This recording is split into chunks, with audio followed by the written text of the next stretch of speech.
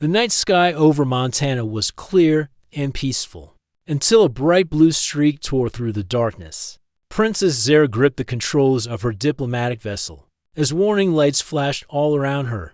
Her ship, made of living crystal that usually hummed with perfect harmony, now screamed with mechanical distress. Navigation system failing, her ship's voice announced calmly, even as everything fell apart. Emergency landing protocols activated.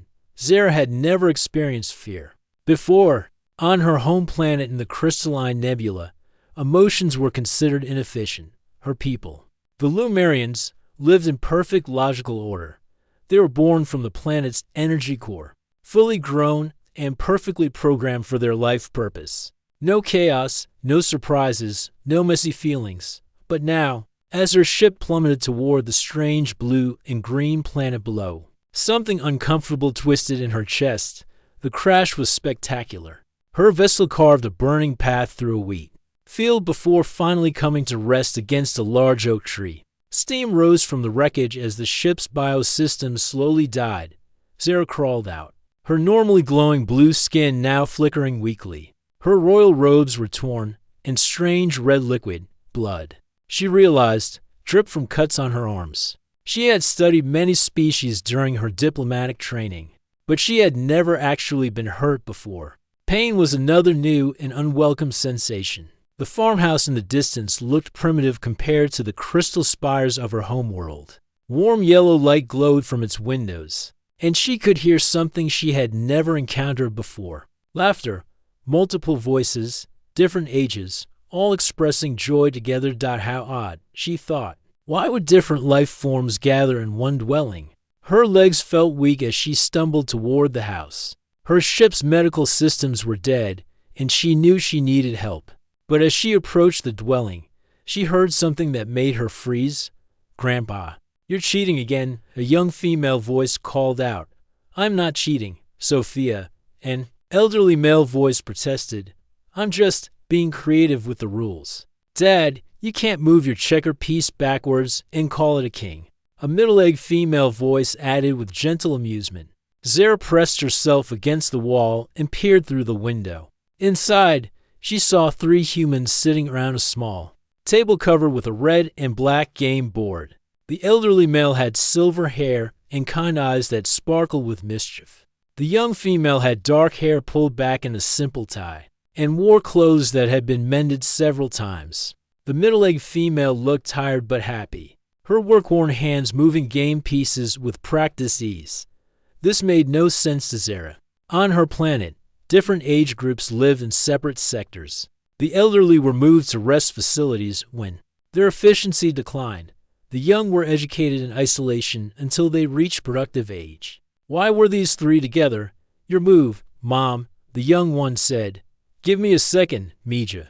I've been on my feet for 12 hours straight," the middle-aged female replied. Rubbing her temples, "You worked hard," the elderly male said softly. "I wish I could still help more around the farm." "You help plenty, Dad. You keep us laughing, and that's worth more than any farm work."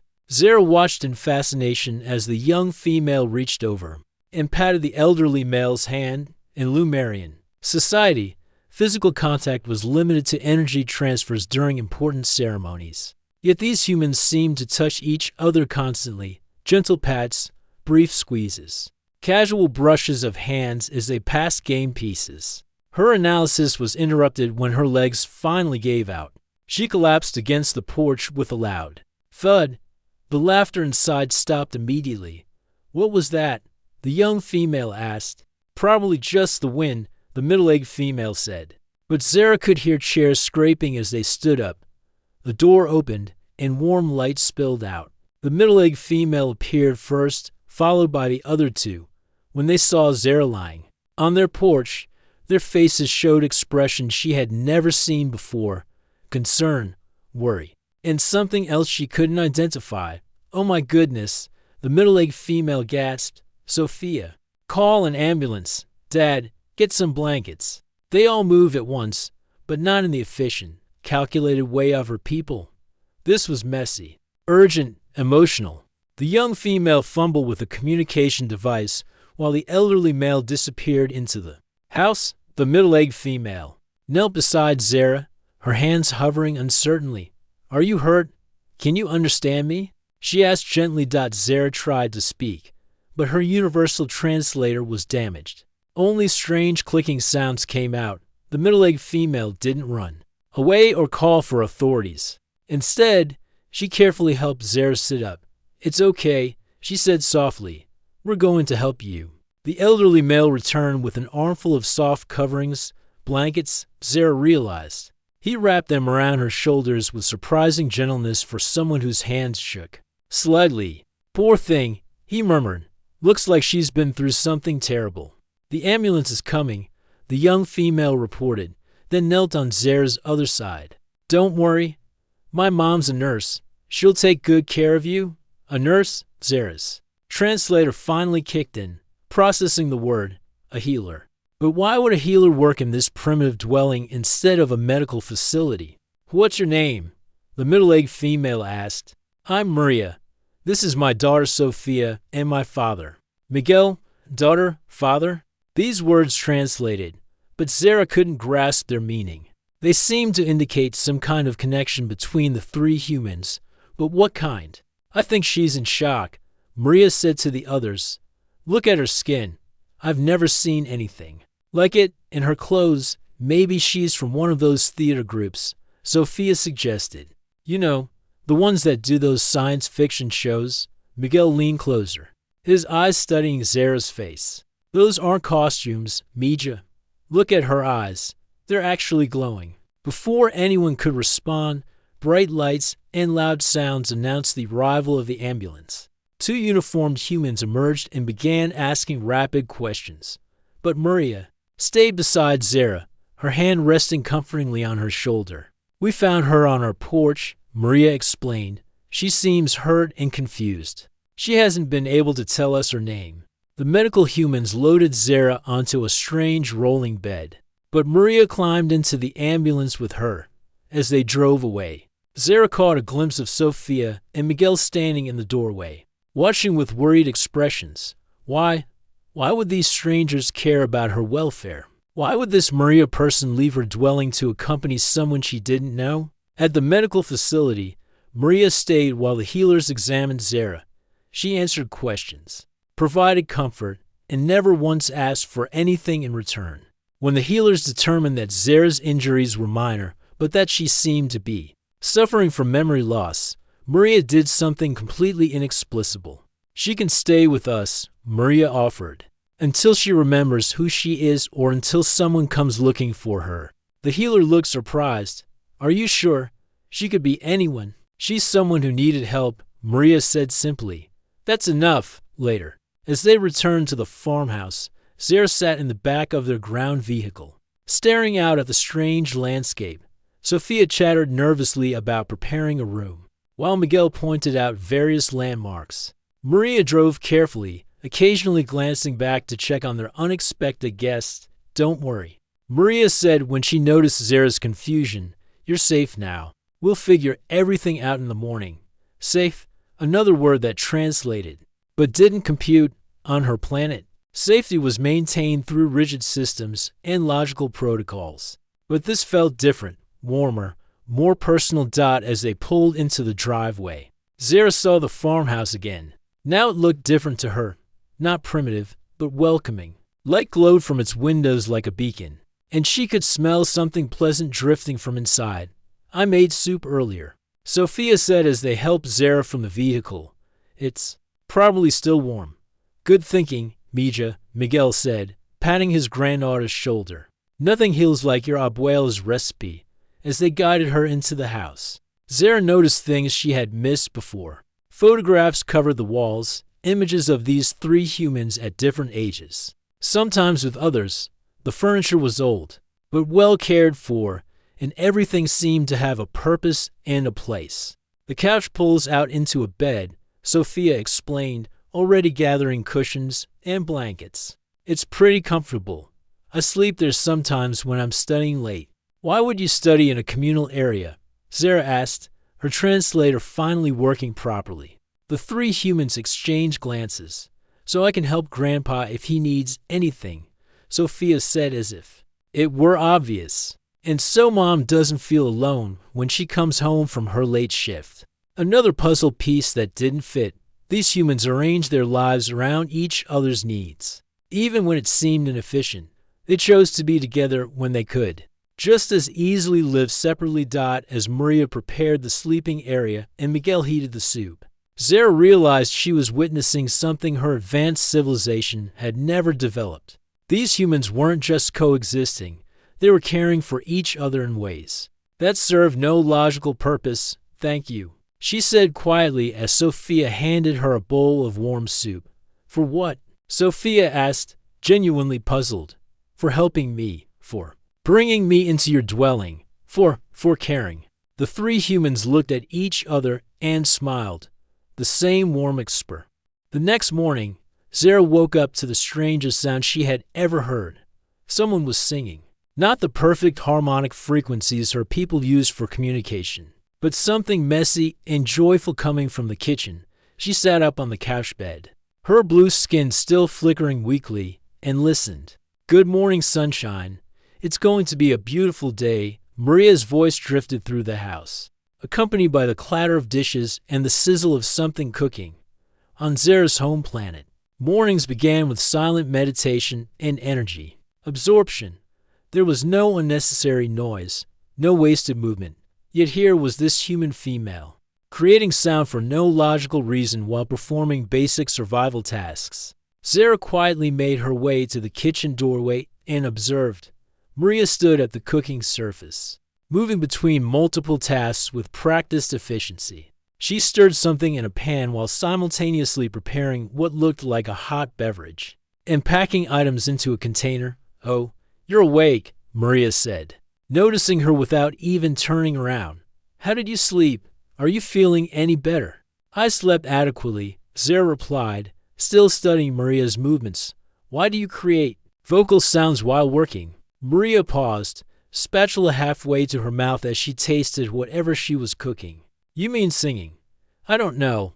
I guess it makes the work more enjoyable. My mother used to sing while she cooked. It makes the house feel more alive. More alive. Another concept that didn't translate properly. Houses were structures. They couldn't be alive or dead. Yet as Zara stood there, she noticed that the kitchen did feel different from the sterile efficiency of her world. Warm, welcoming, full of pleasant smells and gentle sounds. Are you hungry? Maria asked, already reaching for another plate. I'm making breakfast for everyone. Sophia has school, and I need to get Dad ready for his doctor's appointment. Then I have to get to work myself. Maria moved as she spoke, her hands never stopping their tasks. Scrambled eggs, okay? I wasn't sure what you might be used to eating. Zara watched in fascination as Maria prepared not one meal, but 3 different variations. Sophia's food went into a portable container because she would eat it later.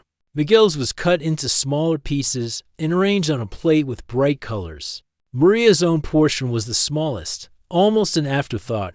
Why do you prepare different meals for each individual? Zara asked. Sophia needs to eat on the bus because she has early morning practice. Dad has trouble with his hands some days, so smaller pieces are easier for him. And I'm not that hungry in the morning anyway, Maria explained, as if this was the most natural thing in the world. But it wasn't natural at all. Zara realized it was incredibly inefficient. Maria was using extra time and energy to customize each meal based on individual needs and preferences. On her planet, everyone received the same optimal nutrition in the same format. Sophia appeared in the doorway, already dressed and carrying a large bag. Morning, Mom. Hi, Zara. How are you feeling? I'm functional, Zara replied, which made Sophia smile. Functional is good, Sophia said, accepting the packed meal from her mother. Better than yesterday. Don't forget you have that college interview after school, Maria reminded her, reaching out to smooth Sophia's hair. I remember. I'm nervous though. What if I mess up? You won't mess up. You're smart and kind and hardworking. They'd be lucky to have you. Zara watched this exchange with growing confusion. The young female was seeking reassurance for a future event that hadn't happened yet. The older female was providing comfort for imaginary problems. This seemed like a massive waste of emotional energy. But what if I don't get in? Sophia pressed. What if I'm not good enough? Then you'll find another path, Maria said firmly. There's more than one way to reach your dreams, Mija. What if we can't afford it even if I do get in? Something flickered across Maria's face. Worry, exhaustion, fear. But her voice remained steady. We'll figure it out. We always do. Sophia hugged her mother quickly, then grabbed her bag and headed for the door. Love you. Mom, tell Grandpa I said goodbye. Love you too, baby. Have a good day. After Sophia left, Zara saw Maria slump slightly, the cheerful mask slipping for just a moment. She stared at the bills stacked on the counter, her fingers drumming against the surface in a nervous rhythm. Are you experiencing distress? Zara asked. Maria straightened up immediately. I'm fine. Just thinking about things. Coffee? She poured a cup of the dark liquid and handed it to Zara, who accepted it cautiously. The drink was bitter but somehow comforting. Why do you tell the young female that everything will be acceptable when you are uncertain? Zara asked. Maria paused, her own cup halfway to her lips. Because she needs to believe it's possible. If I share all my worries with her, she'll carry them too. That's not fair to her. But you carry them alone. That's what parents do. We carry the worries so our children can focus on their dreams. Parents. Another word that translated but didn't compute. On Zara's planet, new beings were created by the planetary consciousness. There was no individual responsibility for the welfare of specific other beings. Miguel appeared in the doorway, moving slowly but with determination. His hair was neatly combed, and he wore clean clothes. But Zara noticed that his hand shook slightly as he gripped the doorframe. Morning, beautiful, he said to Maria, his eyes twinkling with genuine affection. Morning, Dad. How are you feeling today? Like $1 million, Miguel replied, then winked at Zara. Canadian dollars, so not worth as much, but still pretty. Good, Maria laughed, and Zara noticed how the sound seemed to ease the tension in the room. Your appointment is at 10. Dr. Chen wants to talk about adjusting your medication. I know. I wrote it down. Miguel patted his pocket, then frowned. Or did I? I can't remember if I wrote it down or just thought about writing it down. I wrote it down too, Maria said gently. Don't worry, Dad.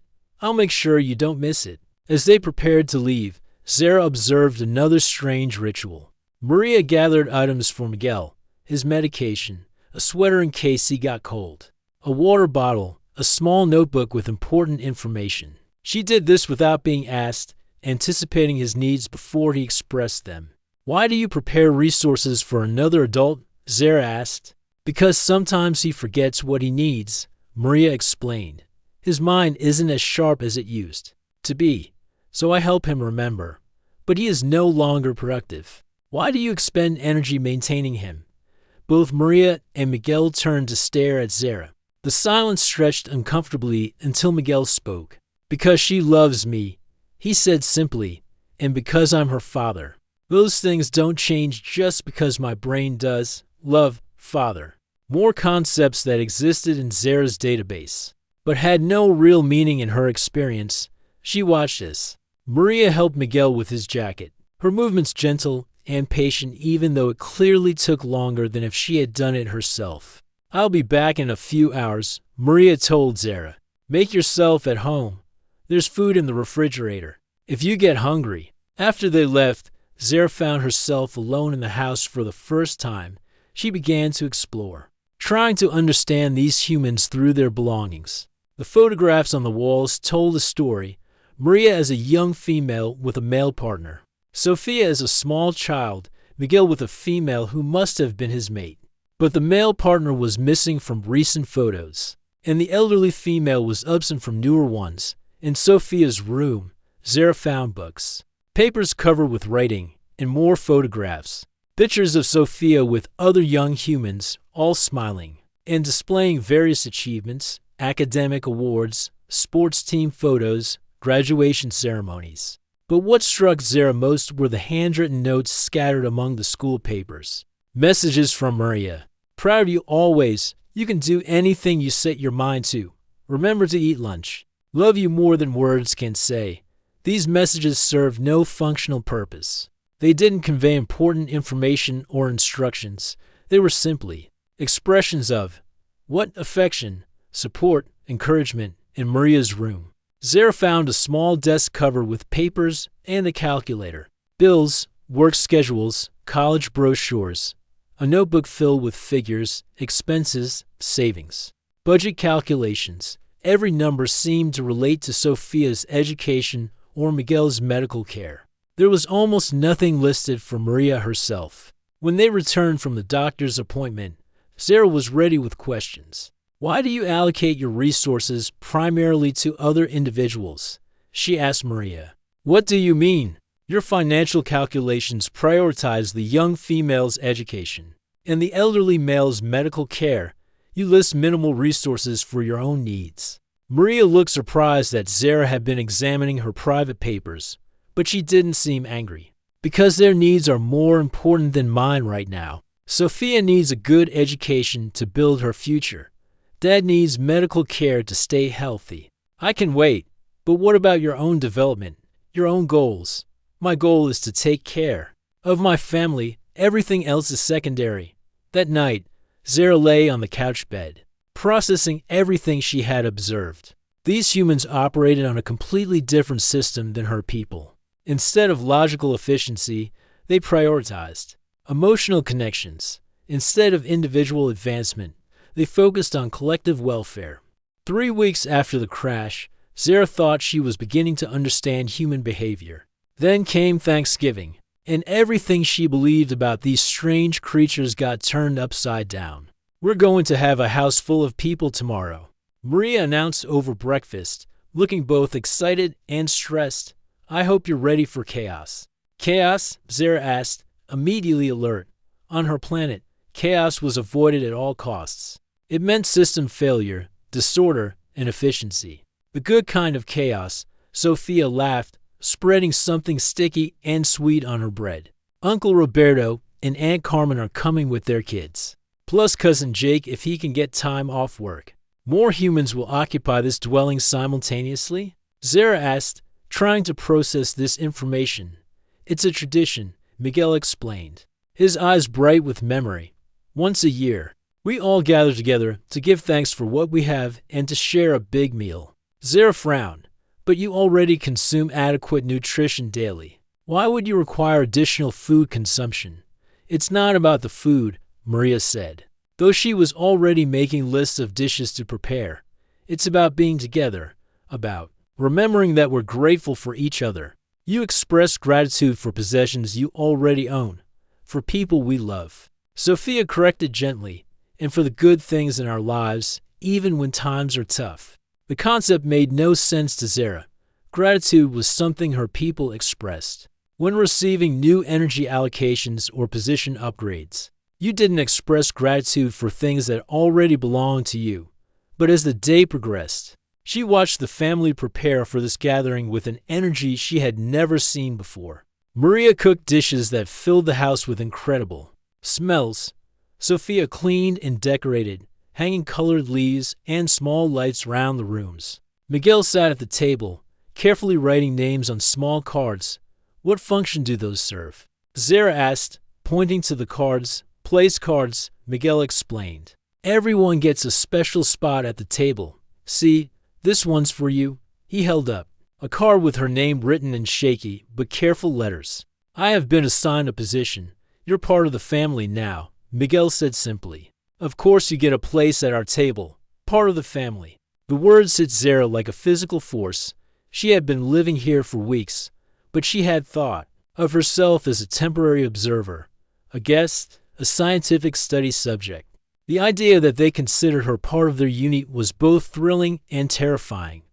The next day, humans began arriving in small groups. First came Roberto and Carmen with their two young offspring. Roberto looked like an older version of Maria, with the same warm smile and gentle eyes. Carmen seemed tired, her face tight with stress, but she hugged everyone fiercely.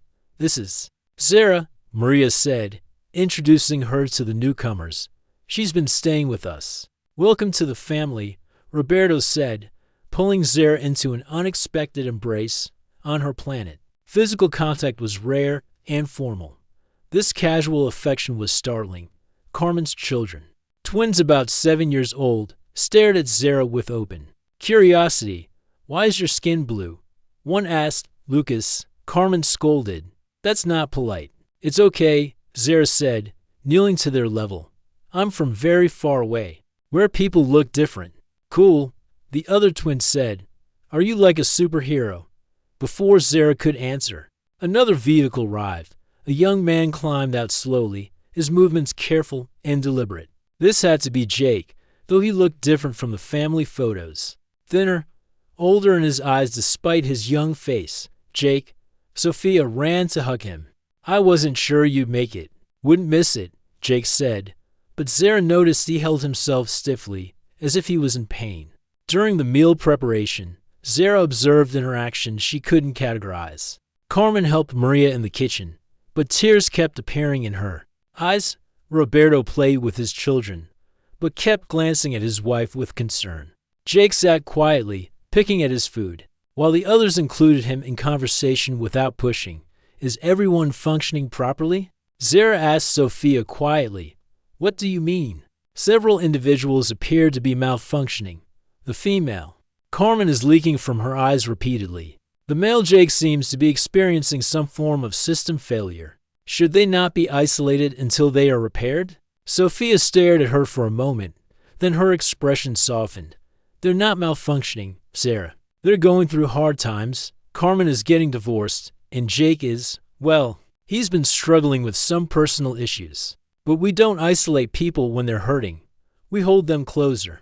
But they could contaminate the others with their dysfunction. It doesn't work that way with feelings, Sophia said gently. When someone in our family is in pain, we all feel it a little, but we also all work together to help them heal. During the meal, Zara watched this theory in action. Carmen finally broke down completely, tears streaming down her face as she talked about her failing marriage and her fear of being alone on Zara's planet. Such emotional display would result in immediate removal from the group. But here, the family moved closer. Roberto held his sister's hand. Maria rubbed her back. Miguel shared stories of his own difficult times. Even the children seemed to understand, offering Carmen their favorite foods and drawing her pictures. I'm sorry, Carmen kept saying. I'm ruining Thanksgiving. You're not ruining anything, Maria said firmly. This is what family dinners are for. The good times and the bad times. We're here for all of it. Jake spoke up for the first time. I've been in rehab, he said quietly, for addiction. I wanted everyone to know. I'm 3 months clean now. Zara expected shock, rejection, maybe questions about his productivity and reliability. Instead, the family responded with more of that impossible love. They congratulated him on his progress. They asked how they could support him. They shared their own struggles and fears. Why do you not exile the defective members? Zara asked Miguel later, as they watched Jake playing with the twins. Defective? Miguel looked confused. Jake's not defective. He's sick, and he's getting better. But he admits to behavior that reduced his functionality. Addiction is a disease, not a choice, Miguel explained patiently.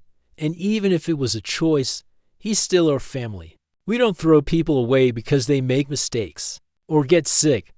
But maintaining non-productive members reduces overall efficiency. Efficiency isn't the point, Miguel said. Love is the point. Jake is Roberto's son, Sophia's cousin, my grandson.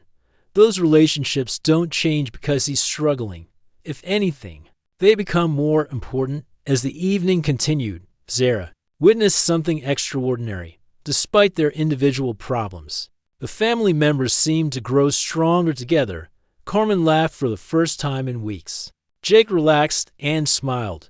The children felt safe and loved. Roberto and Maria seemed energized by caring for others.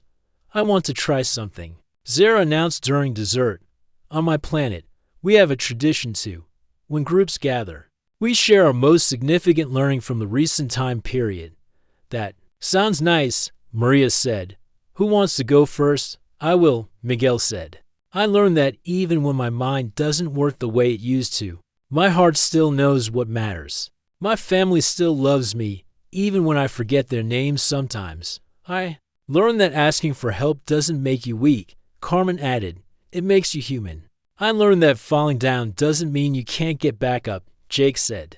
Especially when you have people who believe in you. When it was Zara's turn, she found herself struggling with words.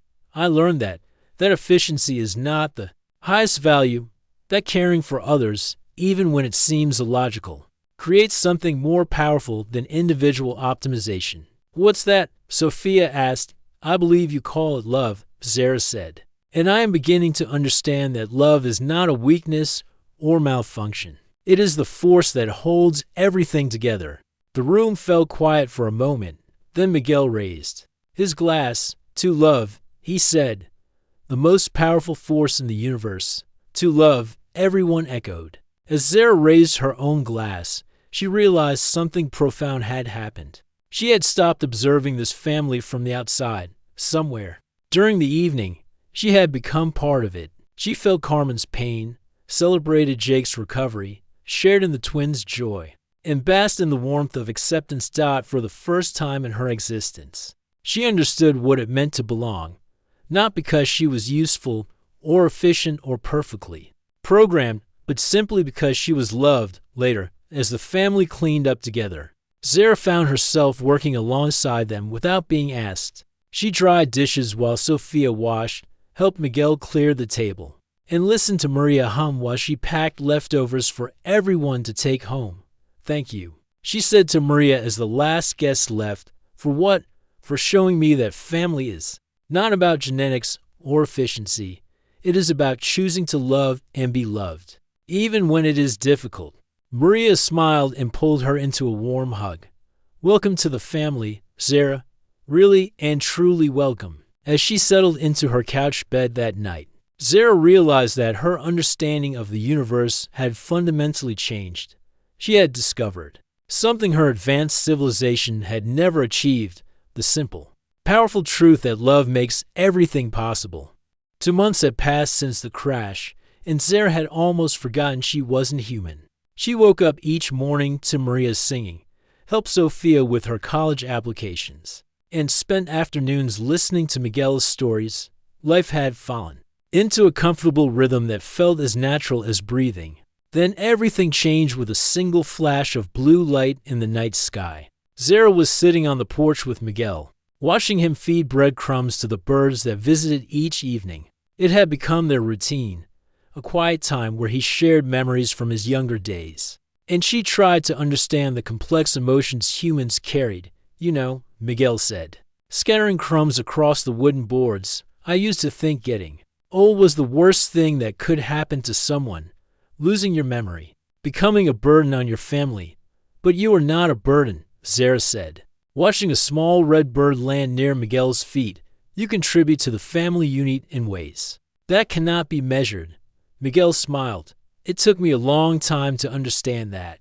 I spent months after my diagnosis feeling useless, like I was just taking up space. But Maria and Sophia showed me that being loved isn't about what you can do. It's about who you are. A brilliant blue streak suddenly cut across the darkening sky, moving in a pattern too precise to be natural. Zara's breath caught in her throat. She recognized that light signature immediately.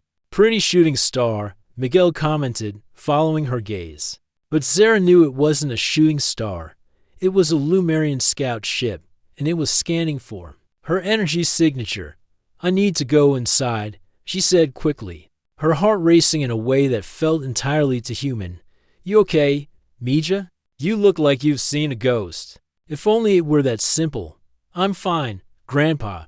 Just tired. The word slipped out before she could stop it. Grandpa. She had been calling him that for weeks now, the same way Sophia did. The realization hit her like a physical blow. She had been thinking of herself as part of this family for so long that she had forgotten it wasn't real. That night, Zara lay awake staring at the ceiling. Through the window, she could see more blue lights moving across the sky in search patterns. The Lumerian High Council had found her. Soon they would pinpoint her exact location. Her mind raced through everything she had learned about humans, about family, about love. For the first time in her life, she didn't want to go home. The next morning brought a transmission that confirmed her worst fears. As Maria prepared breakfast and Sophia got ready for school, Zara's communication device, hidden among her things, since the crash, suddenly came alive with a familiar voice. Princess Zara of the Crystalline Nebula, this is Commander Nexus of the Royal Fleet. Your prolonged absence has caused great concern. Respond immediately. Zara quickly grabbed the device and stepped outside, her hands shaking. Commander Nexus, this is Princess Zara. I am alive and functional. Excellent. Your rescue ship will arrive at your coordinates in 72 hours. Prince Corvin of the Methane Rings grows impatient. Your arranged bonding ceremony has been delayed too long. Prince Corvin, her intended mate, chosen by the High Council for optimal genetic compatibility and political alliance. She had forgotten about him completely, forgotten about her duties, her planet, her entire previous existence. Commander, I require additional time. I am conducting important research on human social structures. Research? The commander's voice crackled with disapproval. Princess, you are needed at home. The merger of our kingdoms cannot proceed without your participation. Prince Corvin is already en route to personally escort you back. The transmission ended, leaving Zara standing alone in the early morning air. 72 hours, 3 days, before her entire world changed forever. She turned to go back inside and found Sophia standing in the doorway, her face pale. How long have you been standing there? Zara asked. Long enough, Sophia said quietly. You're not really from around here, are you? There was no point in lying anymore. No, I'm not. Are you in some kind of trouble? Is someone trying to hurt you? The genuine concern in Sophia's voice made Zara's chest ache. It's complicated.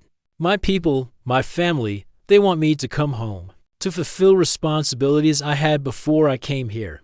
Do you want to go? The question hung in the air between them. Zara had never been asked what she wanted before. On her planet, want was irrelevant. You had duties, obligations, predetermined paths. I don't know, Zara admitted. I never considered that I had a choice. Over breakfast, Zara found herself studying every detail of the family's morning routine. Maria rushing to pack lunch while sipping coffee, Sophia practicing interview answers while eating toast, Miguel carefully taking his medication with orange juice. Simple moments that had become precious to her. You're quiet today, Maria observed. Everything okay? I received communication from my birth family, Zara said carefully. They want me to return home. The kitchen fell silent except for the tick of the old clock on the wall. When? Miguel asked gently. 3 days. Sophia's fork clattered against her plate. That's so soon. Do you have to go? I have obligations. An arranged marriage to someone I have never met. Political duties. My people depend on these alliances. But what do you want? Maria asked, echoing Sophia's earlier question. Zara looked around the kitchen at these 3 humans who had given her something she never knew existed. I want to stay here. I want to help Sophia with her college applications and listen to Miguel's stories and watch you take care of everyone even when you're exhausted. I want to be part of this family. Her voice broke on the last word. For someone who had been taught that emotions were inefficient, she was discovering they were also incredibly powerful. Then stay, Sophia said simply. It's not that easy. My people will come for me. They won't understand why I would choose this life over the one planned for me. Because this life chose you back, Miguel said quietly. When you love people and they love you, that's not something you can plan or arrange. That's something special. That evening, Zara helped Maria prepare dinner while Sophia worked on homework at the kitchen table. The domestic routine that had once seemed strange now felt like the most natural thing in the world. Can I ask you something? Maria said as she chopped vegetables. Of course. This arranged marriage. Do you love him? This prince person? Love him? Zara paused. Considering I have never met him, our compatibility was determined by genetic analysis and political benefit. Love was not a factor in the selection process. That sounds lonely, Maria said softly. I didn't know it was lonely until I came here. Until I learned what it felt like to be chosen for who I am rather than what I can provide. Oh, honey, Maria set down her knife and pulled Zara into a hug. You know we love you just as you are, right? Not because you're useful or perfect, but because you're you, because you're part of our family now. Standing in Maria's arms, surrounded by the sounds and smells of home, Zara finally understood what she had been missing her entire life. Her people had achieved perfect efficiency, eliminated conflict, created a utopian society, but they had also eliminated something fundamental to existence itself, the messy, complicated, beautiful experience of loving and being loved unconditionally. I don't want to go, she whispered. Then don't, Maria said firmly. Families stick together. We'll figure out a way to make this work. That night, as Zara lay on her couch bed listening to the familiar sounds of the house settling, she made a decision that would change everything. She was no longer Princess Zara of the Crystalline Nebula, destined for political marriage and royal duties. She was just Zara, Sophia's sister figure, Miguel's granddaughter, Maria's adopted daughter, a member of the Rodriguez family who had learned that love was worth more than all the crystal energy in the universe. Outside, blue lights continued to search the sky, getting closer each hour. Soon she would have to face her past and choose her future. But for now, she was exactly where she belonged, home, with the family that had chosen her just as surely as she had chosen them. The only question was whether she would have the courage to fight for that choice when the time came. The third day arrived with a beauty that felt cruel. The sky was clear blue, the air crisp with early winter, and the farmhouse filled with the warm smells of Maria's morning coffee. It should have been a perfect day, but Zara knew it might be. Her last with the family she had grown to love. She found Miguel in his usual spot on the front porch, wrapped in a thick blanket and watching the sunrise. His mind was having a good day. She could tell by the way his eyes focused clearly on her face. When she sat beside him, big day to day, he said quietly, "You remember? I remember the important things, Mija. And this is important." He reached over and took her hand. "Are you scared?" Zara nodded, not trusting her voice.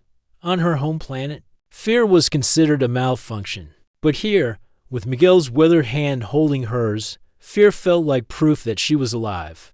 "I was scared when Sophia was born," Miguel said, gazing out at the fields. "Scared I wouldn't know how to be a good grandfather. Scared I would mess up and hurt her somehow. But you didn't mess up. You're wonderful with her. That's the thing about love," Miguel smiled. "It doesn't require perfection. It just requires showing up and trying your best inside the house." Sophia was supposed to be getting ready for school, but Zara could hear her moving restlessly from room to room.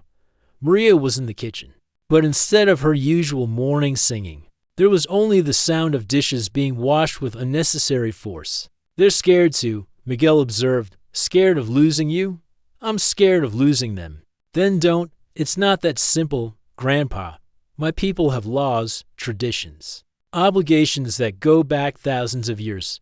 And this family has love," Miguel said firmly. "Sometimes that's stronger than all the laws in the universe." Round noon, the sky began to change. What started as a few wispy clouds quickly gathered into an unnatural formation. Directly above the farm, the air itself seemed to hum with energy, making the hair on everyone's arms stand up. Maria came out of the house, shading her eyes as she looked up. "Is that them?"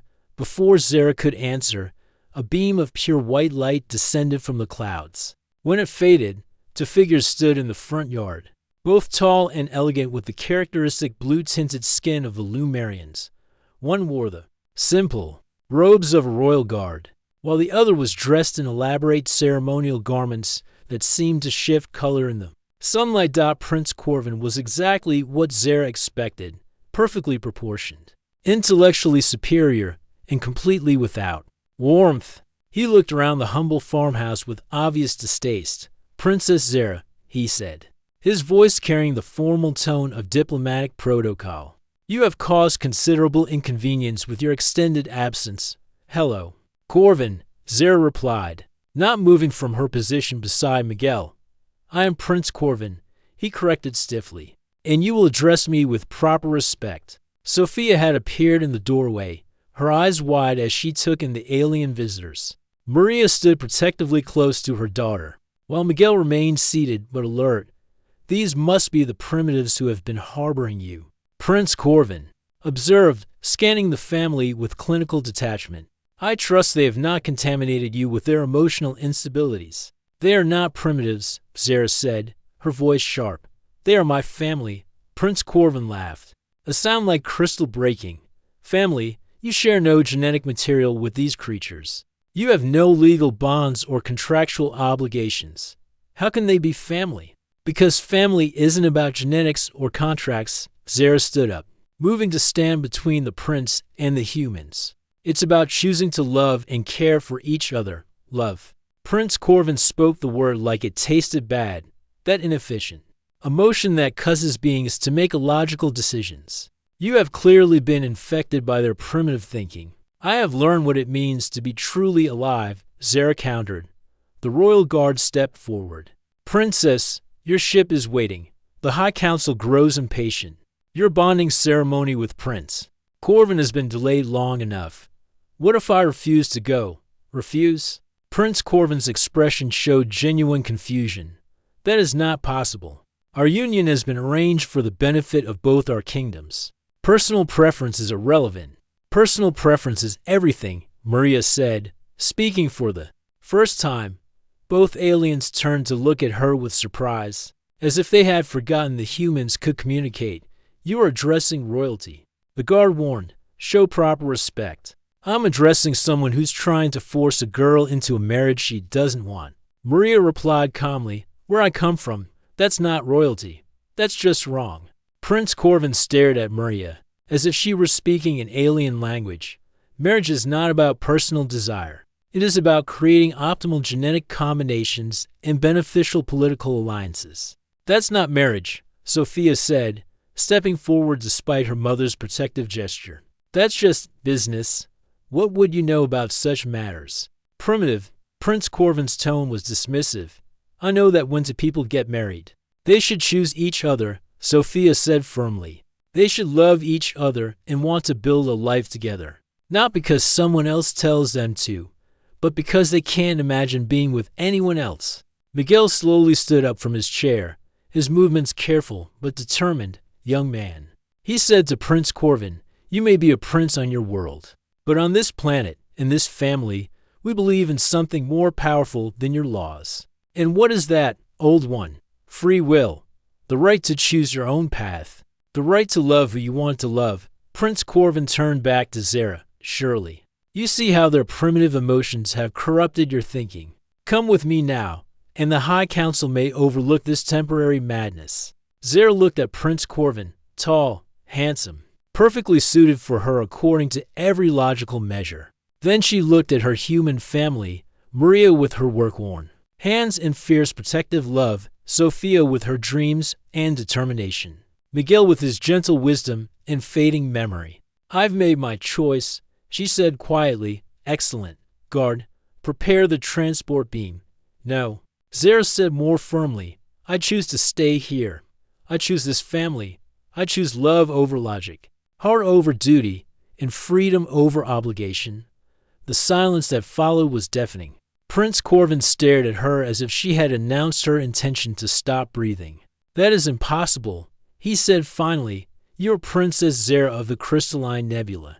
You have duties, responsibilities, a destiny that was planned before. Your creation. I was Princess Zara, she corrected. Now I'm just Zara Rodriguez. And my destiny is whatever I choose to make it. You would give up immortality, power, and advanced civilization for these short-lived creatures? I would give up everything for the chance to love and be loved freely. Prince Corvin's face showed a mixture of disgust and incomprehension. Then, you are no longer Lumerian. By refusing your obligations, you forfeit all royal privileges, all claims to our technology, all connections to our world. I understand. You will age and die like these primitives. You will struggle with their crude technology and primitive emotions. You will never see your birth world again. I know. And for what? for the illusion of emotional attachment to beings you have known for mere months. Zara felt Maria's hand slip into hers, warm and calloused and real. Sophia moved to her other side, while Miguel placed a gentle hand on her shoulder. For the reality of a family that chose me just as I chose them, Zara said. For the chance to help Sophia achieve her dreams, to listen to Miguel's stories, to support Maria when she's tired, for birthday celebrations and holiday traditions, and ordinary Tuesday mornings, for the most extraordinary thing in the universe, unconditional love. Prince Corvin shook his head in bewilderment. You are defective, corrupted beyond repair. He turned to the guard. Alert the High Council. Princess Zara of the Crystalline Nebula is officially declared deceased. The being that remains is no longer our concern. As the transport beam began to form around them, Prince Corvin looked at Zara one last time. When you are old and dying, remember that you chose this primitive existence over perfection. When I'm old and dying, Zara replied, I'll be surrounded by people who love me. Can you say the same? The aliens vanished in a flash of white light, leaving only the faint smell of ozone and the whisper of displaced air. For a moment, the family stood in silence, processing what had just happened. Then Sophia threw her arms round Zara. You stayed, she whispered. I'm home, Zara whispered back. That evening, they sat around the dinner table, Maria, Sophia, Miguel, and Zara. The conversation was lighter than it had been in days, filled with plans for the future instead of fears about separation. So what do we do now? Sophia asked as she helped clear the dishes. Now we live, Maria said simply. We love each other, we take care of each other, and we face whatever comes together. Like a family, Miguel added with a smile. Like a family, Zara agreed. As she settled into her couch bed that night, Zara realized that Prince Corvin had been wrong about one thing. She hadn't given up perfection for primitiveness. She had traded the illusion of perfection for something infinitely more valuable, the beautiful, messy, complicated reality of being human. Outside, the stars shone down on a quiet farmhouse where for people who had chosen to be family were finally, truly home.